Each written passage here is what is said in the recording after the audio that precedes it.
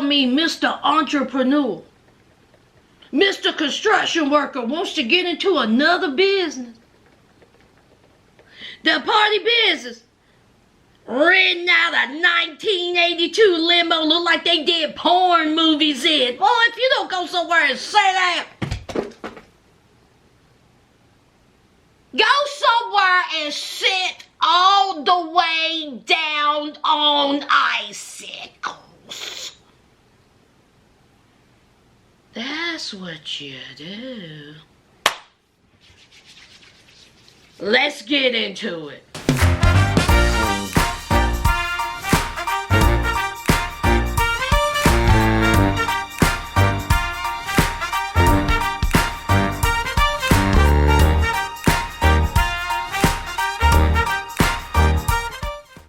Friends, welcome back to my channel. Sass here. I'm here for another recap of life after lockup, child. Let's just get into it. Key Rock and Brittany. Alright, they are jumping out of a plane. Okay, and we have Key Rock's mom and brothers, you know, down below with a sign that says, "Will you marry me?" Okay, at first Brittany was screaming, yelling, and then once she got up in the air and she felt a little bit comfortable, and you know, she was like, this is great. Key Rock was having the time of his life, child. He loved it. So they get on the ground, no one died, and Key Rock asked Brittany to marry him, and she said, of course, yes. And he also told her that he got her grandmother's approval, which made her very happy because she don't have the best relationship with her parents. So knowing that, you know, the grandmother approves, you know, it made Brittany feel, you know, a little bit better. So, child, that's Key Rock and Brittany. Is there anything else? Nah, there ain't nothing else. Let's move on. Child, let's talk about Melissa and Louie. Melissa, is that an Airbnb? Because, see, that's what the folks said. The folks said that's an Airbnb. I didn't say that. That's what the folks said. I mean, it don't matter to me. It's cute to me. But, you know, is that an Airbnb? Anyway, Louie is making some eggs and loaf bread. Honey, he did not toast that bread. He didn't put no butter on that bread. He didn't put no jelly on that bread. He didn't even warm it up. He said eat.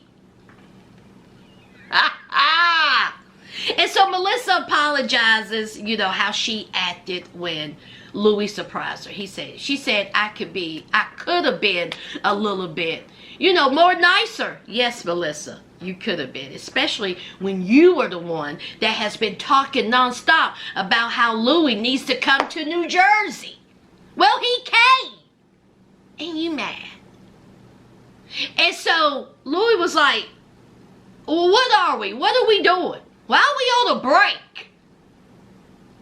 Louie is all in. Louie says that he loves Melissa. Melissa is the woman he wants to be with. Okay? And then there's Melissa wanting Louie to do better. I don't want to keep hearing about this. I don't want to keep hearing it. But see, Louie, he got that little magic touch when it comes to Melissa. He cracks jokes. He shows his new teeth. He makes her laugh and he sucks her, you know, back in. But you know, they slept in separate rooms, so he didn't blow that back out quite yet.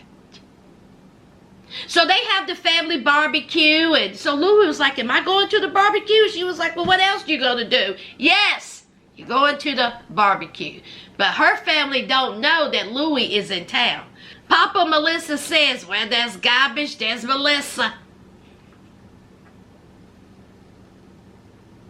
I was like, no, you ain't calling Louie trash. You calling Louie trash? So we know how Papa Melissa feels about Louie. He don't care for him. He don't care for him at all.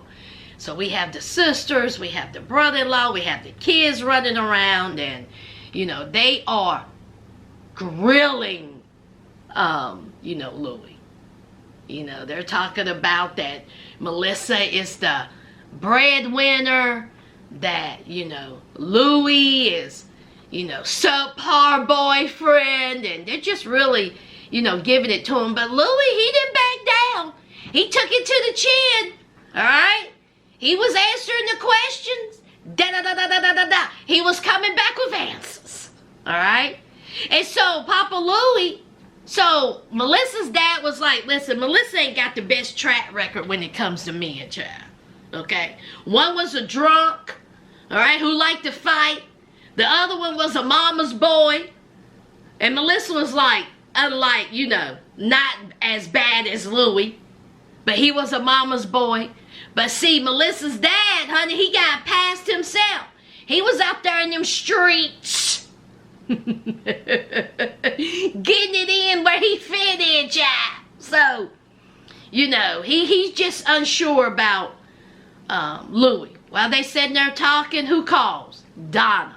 He got to put it on speakerphone. And Donna's like, are they nice to you? Are they being nice? And so he was like, Ma, I told you I will call you. She said, too bad. I'm calling you. All right. So here's Melissa rolling her eyes in her head. And, Donna is having some banter between the sisters and the daddy and child.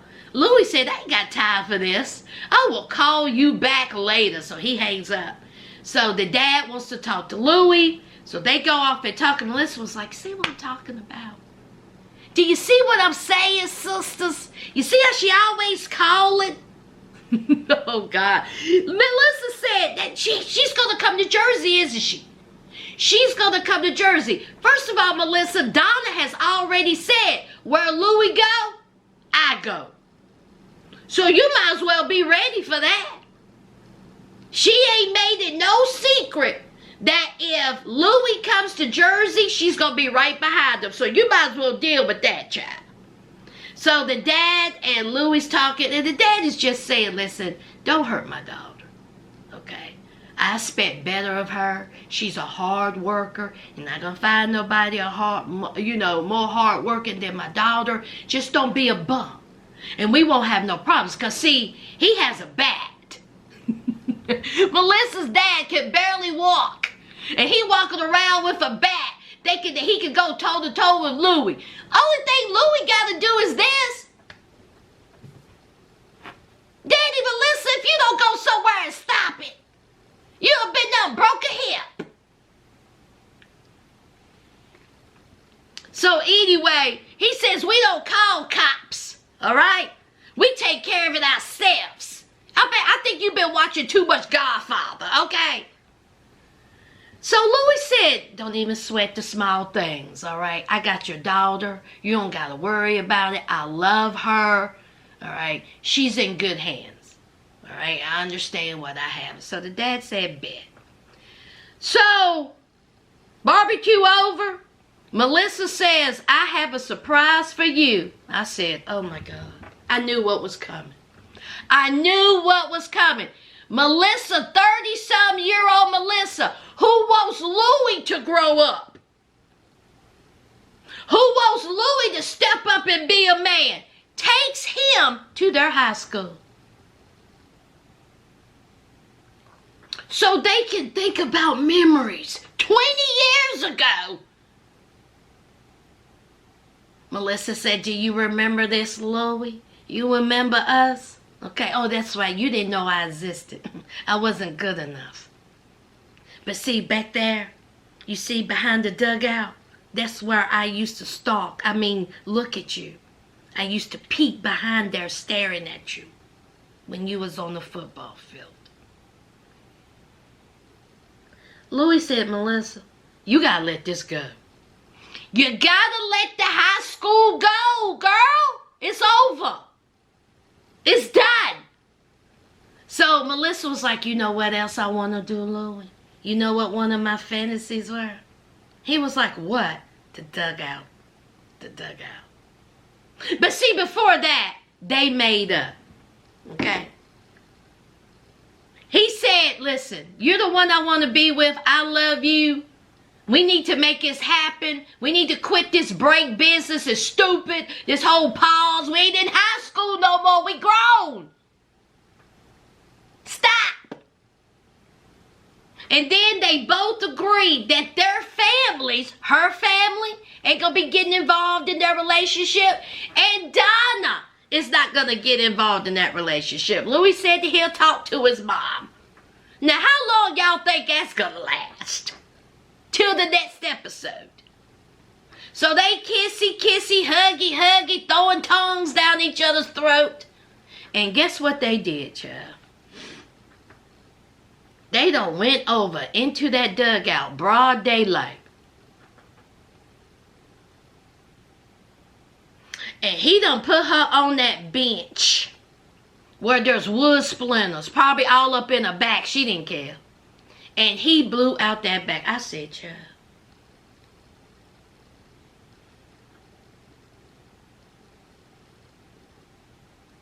That is Melissa and Louis. Let's move on. Guess who's back? Lindsay and Blaine. Okay. Lindsay! Let's talk about your confessional look. You look good, girl. You look good. And let me just say this. Brittany's confessional look. Baby, Brittany said, don't catch me slipping because you ain't. Brittany's confessional is probably the best confessional look I have ever seen on this show. Ever. Brittany looked good. Lindsay's confessional look real good. And Lindsay seems to be doing well for herself. Okay? Her and Blaine are still together.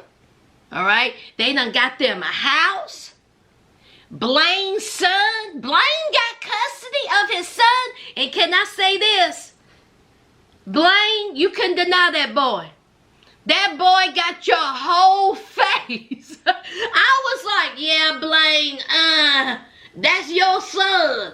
Little cutie. Little cute thing. And he's living with Lindsay and Blaine. And guess who else is coming to stay with them? Miley. Lindsay's daughter. So we got Miley and the son staying with Lindsay and Blaine. One big happy family. They getting Miley's room together. They're decorating it. And, you know, they seem happy for right now. All right. Blaine says that, you know, his son's mom just was not equipped enough to take care of that boy. And so he stepped in and he's raising his son. Good for you, Blaine. Good for you. All right. So, of course, we have Lindsay's step-grandmother. I had no idea. I thought that was Lindsay's mother.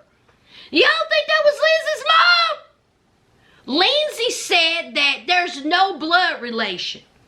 That she married her grandfather. Step-grandmother. I said, Lord, have mercy. So not only did she help raise Lindsay, but this woman raised Molly. Give this woman her flowers.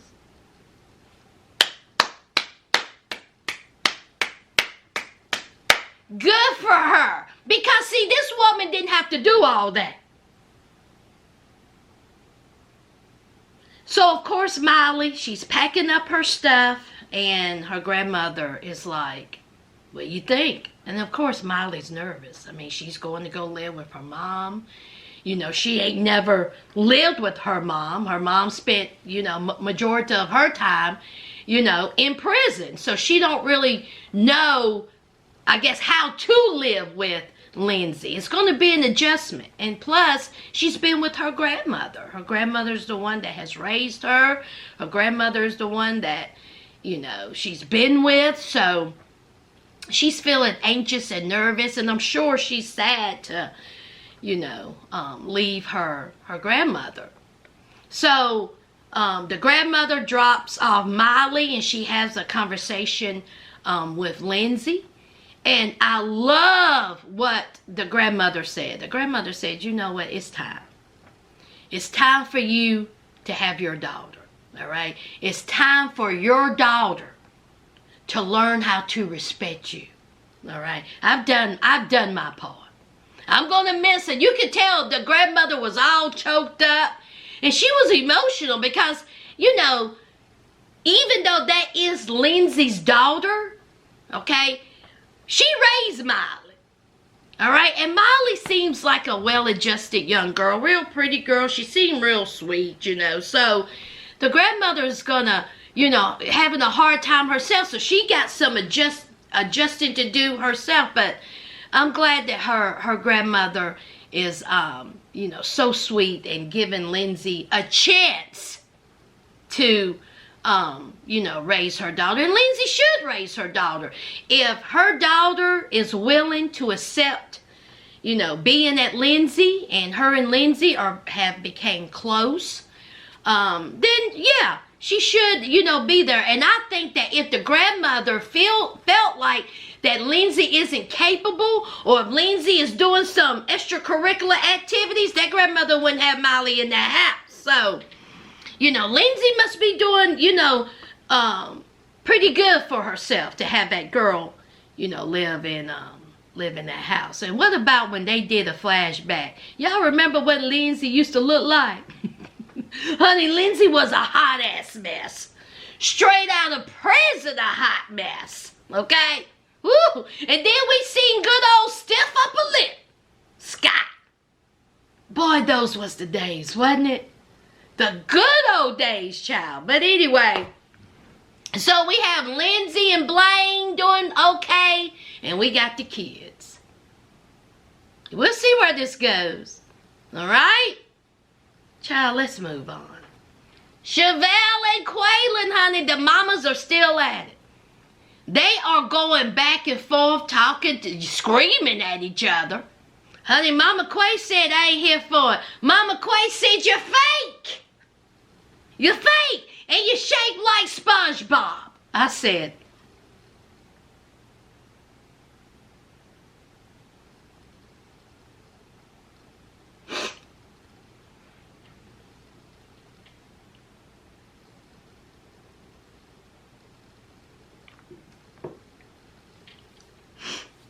not SpongeBob. Now, Mama Quayla, why you say that to her? Why you say that woman shaped like that, like a block? Mama Chevelle and Mama Quayla screaming at each other. Okay, finally get separated. The party woman, the woman who has the venue, was like, what is going on? Hey, hey, hey. So Clay was like, Mama, you gotta calm down. She was like, don't tell me to calm down. Tell her.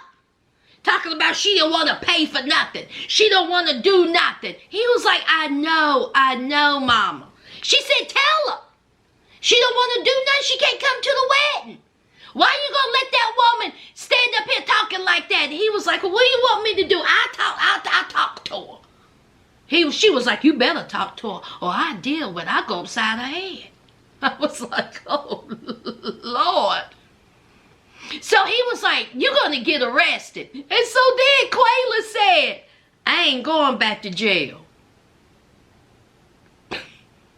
Quayla, you spoke too soon. So Mama Chevelle is over there talking, and she said, I can't believe you marrying that. You marrying that? She said, now, when it comes to paying, she said, I help you with your dress. I help you with your things. But I'm not putting a dime on anything associated with him. And so, basically, Mama Chevelle said, you're too good for him. That's what she said. I didn't say that. Mama Chevelle said, you're too good for that man. And here you are marrying that? And so Chevelle said, oh, Lord. She said, you know what, to hear my mama saying that she's not going to help me with anything, I'm sure that hurt Chevelle's feelings, but maybe Mama Chevelle got a point. I don't know. I ain't saying. So after the whole fiasco of the venue, literally they're just looking at the venue. Just like Quayla said, we ain't even started yet. And the mamas are already arguing. He said, this is a hot mess. So they're back home. And Chevelle's making spaghetti. That's all anybody can make on this show is spaghetti. And did y'all see that big jug of Prego? Do y'all like Prego? I can't stand it. Out of all the spaghetti sauces in the world, Prego is the worst. I think it's too salty, and I think it tastes like a chemically taste. I don't like it at all. But her spaghetti, you know, was a little saucy. It had some sauce on it. Her adorable daughter came in. And oh my God, time is flying. Look how big her daughter is. She is adorable. Y'all know how I feel about the kids. I just think the kids are just so smart, so well-mannered. Okay, just beautiful kids. So Quaylin and Chevelle, you know, were talking, and she was like, so what are you thinking? You know, do you think that we should, you know, postpone this? We're moving too fast? Like what? He was like, nah. He was like, we okay. We good. He said the devil's always working. Is it? Quaylin, is the devil always working? He sure is. He sure is. And so, child, anyway, that is Quaylin and Chevelle. And it should be real interesting, you know, more interactions with these mamas throughout the season. Now, let's move on. Justine and Michael. We are family. Honey, the Brady Bunch. We got Justine and Michael, Justine's kids. Can I say that oldest daughter got Justine's whole face? Okay. Beautiful family. Justine's kids are beautiful. Michael's kids are just a beautiful, beautiful family. So, they road tripping, all right? They are going to pick up Michael's children. I think they're going from Rhode Island to Pennsylvania, or is it Pennsylvania to Rhode Island? Which one is it, child? But they're going, and of course, his kids doesn't know about him moving to Las Vegas. And so Justine said, listen here, don't be saying nothing about Las Vegas. Now, her oldest daughter got accepted to a school in Vegas, which makes Justine happy. But his family don't know about the move to Vegas. So they get there. The kids are happy to see Michael. His sister's there. His sister, a co-participant that we like. Okay. All right.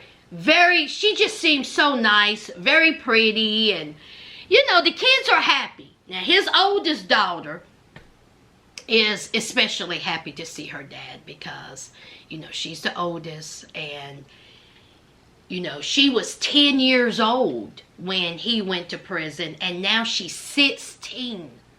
6 years of her life without her father. So, of course, she wants to spend as much time as possible with her dad. And so he's talking to the sister, and the sister said, now listen here, okay?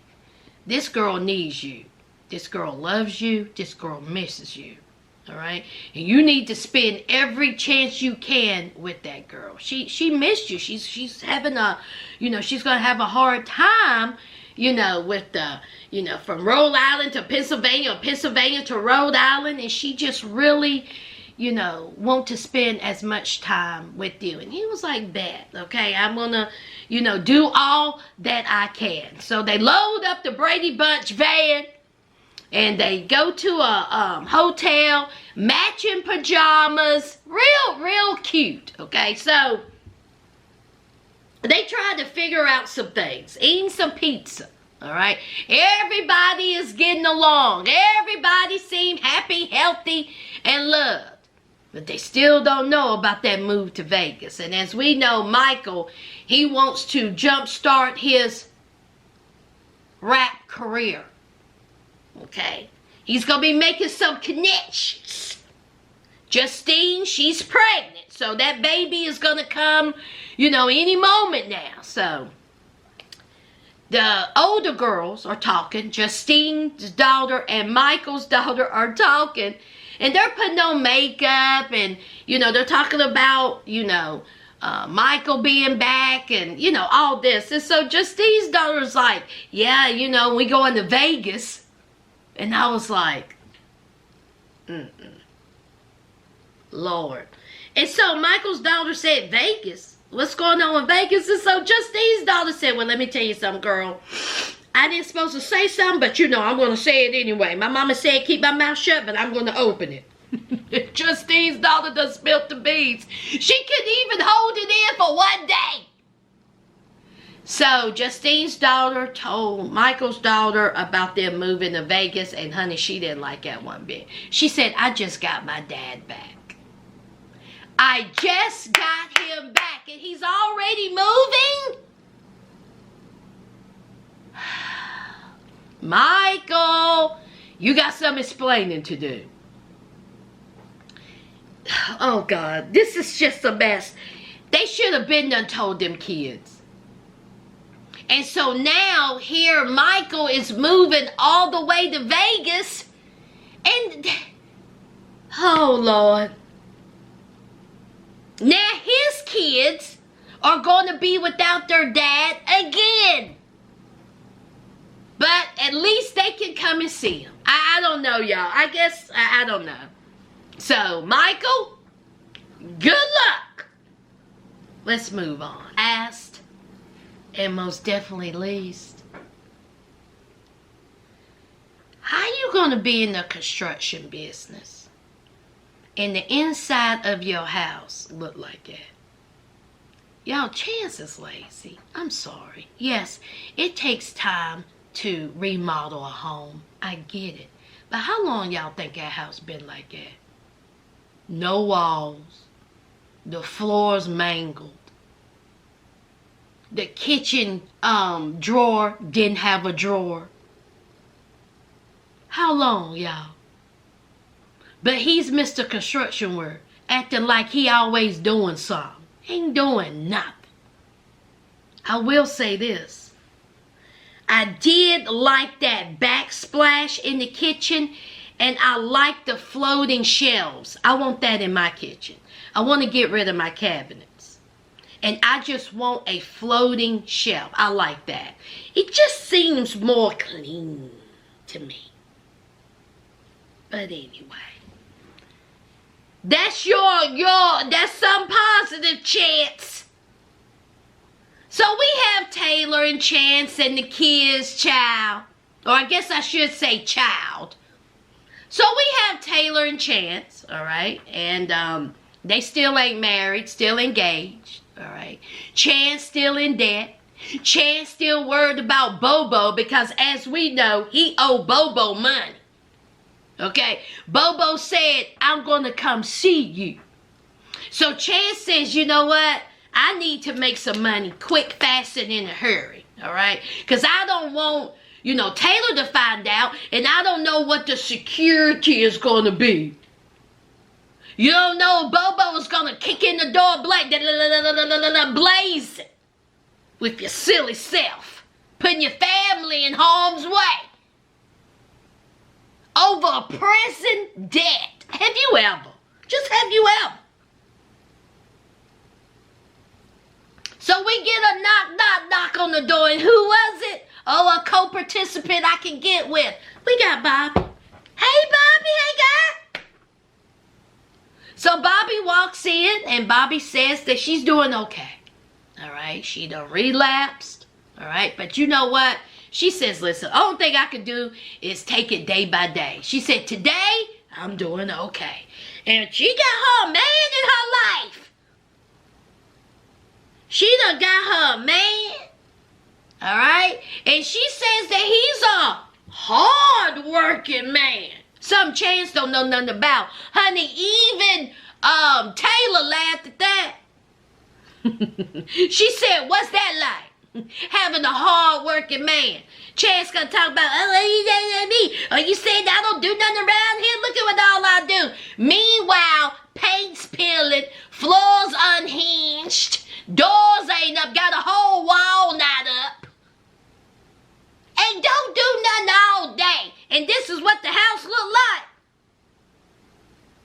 Oh, that's right. Oh, that's right. Why would I think anything different when you had Bobby in there in the dungeon garage of hell with your shiesty self? So, Bobby and Taylor's talking, and so Taylor, she ain't really happy with Chance, all right? There ain't nothing going on there. They in debt, all right? Chance ain't doing nothing, all right? They want to get this business off of the ground. How? Just silly. So Bobby said, well, I got something to tell you. She was like, oh, God, are you pregnant? She said, no, but I am getting married. And so Taylor was like, what? Do you think you rushing it a little bit? She was like, I ain't rushing it. I'm getting married to him. Okay, he good to me. He work hard. We good for each other. And so here's Chance. Chance was like, oh, great. All right. She's going to get married before me and Taylor. So then he's like, when do I get my happiness?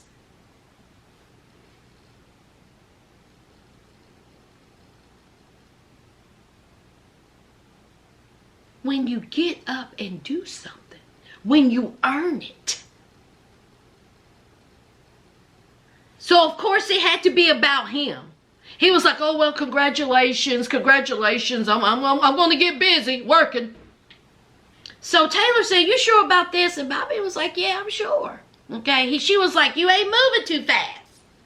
Bobby said, it's all good. So they're outside, and Chance is like, when we go to, when your man coming? And so here comes Bobby's boyfriend. What's his name? Scott. All right. Now, Bobby done told Scott about Chance. All right. She said, listen, he ain't no cow. Keep your eye on him. All right.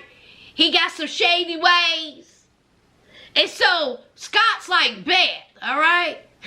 He ain't gonna get me caught up. This ain't my first rodeo. So Chance and Scott go meet up with his homeboy. Taylor and Bobby stay at the house. Now, while Taylor and Bobby is at the house, a car keeps going back and forth with some idiot hanging out the window. And so they're like, why does this car keep going back and forth? Why are they moving all slow in the neighborhood? First of all, I would have been like, hello? Hello? Can I help you? What's your problem? So while they are looking at this vehicle going back and forth, we have Chance and Scott. They done met up with the homeboy. Now remember, Chance got to make quick money. So they go to this junkyard. And there's this 1983 limo leaning to the left. A party limo. So this man says, yeah, you can make this amount of money a night. It got a new paint job. Okay. And we in it. Okay. So Chance is like, I want to get into this party business. All right. I need to make some money real fast. Okay. How much is it going to cost me? So the man said $10,000 to $12,000. And so Scott said, now I know this fool crazy. What? You got $10,000 to $12,000? Huh? So Chance said, no. You want to get in on me? Scott said, no. It'll be a cold day. Honey, Scott said, no. In fact, hell no. Okay? I'm not going to attach myself to you on nothing. Good job, Scott. Good job. And so here he is, Chance talking about money and, getting money, this party business when he's supposed to be in construction, when they trying to do a coffee table business. I mean, a whole mess. He says that he's $50,000 in debt. He's probably like $70,000 in debt. He owed Bobo money. And so Scott said, man, I done seen enough. I had enough. Bye, y'all. Scott said, I gotta go to my real job. I ain't be playing around with y'all. Chance talking to this guy about this limo. They in the limo. Did y'all see the inside of that limo? It just looked like, it smelled like mildew, dried up coochie and regret. Who would go in that? And this man, grown man, had his nasty, funky, dirty feet on the seats. Did y'all see his black feet? I said, oh God. And Chance, you want to rent that out to people to party in. The interior ain't been cleaned since 1979. I tell you, Chance is an idiot. Y'all, Chance is an idiot.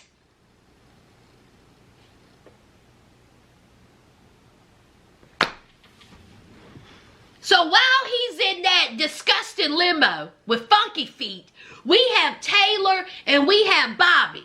So the car pulls up and was like, is your old man home? And so Taylor said, no, he ain't here. Can I help you?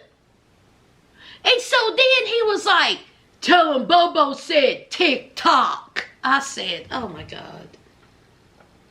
He speeds off. I tell you what. Bobo didn't have, what did he have, a tooth in his head? He had a tooth. Not teeth, a tooth. He looked dirty. It just, that's it, y'all. That's it.